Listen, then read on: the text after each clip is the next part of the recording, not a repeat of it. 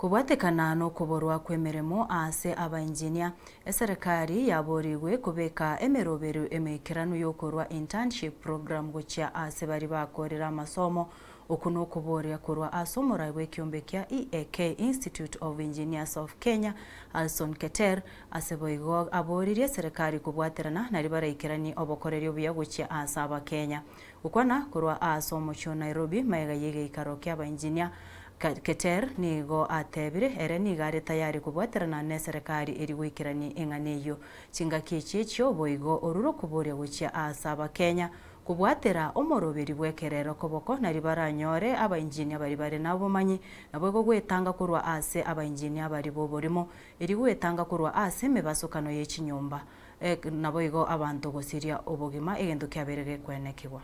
If the capacity is not being met, then investment should be done during the project phase to ensure that necessary infrastructure, if it is testing labs, if it is bringing in more equipment to ensure that the products required for the infrastructure meets the standards required, so be it.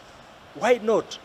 That is how we are going to build manufacturing in this country, and that is how we are going to create jobs for this country, which is a big menace for any leadership. And I have to tell the government for free, if we do these steps that we are talking about as engineers, we will not see our youths on the streets. The other day, a number of parastatals were declassified. The Engineers Board of Kenya is one of them. And because of that, it means that engineers, the funding support from government to Engineers Board of Kenya was drastically reduced. And these are the regulators. You can never leave the regulation and control of standards in the hands of people you don't know. That is a function that has to be done by government. And the Engineers Board of Kenya has been doing that. That needs to be reinstated so that the Engineers Board of Kenya is removed from the category of parastatals which were declassified, because this one is a standard maintaining body. Besides that, I want to call upon the players to adopt technology,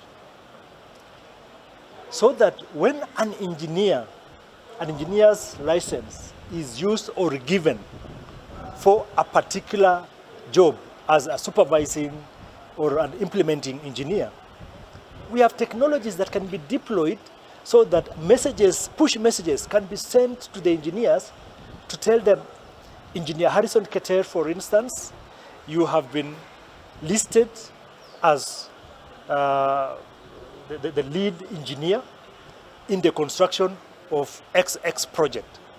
If I am not, I'm able to report it back. You know why government have to invest in this and we don't see it as an engineer's job? When buildings collapse, people lose lives. A lot of resources are lost. These are Kenyan resources.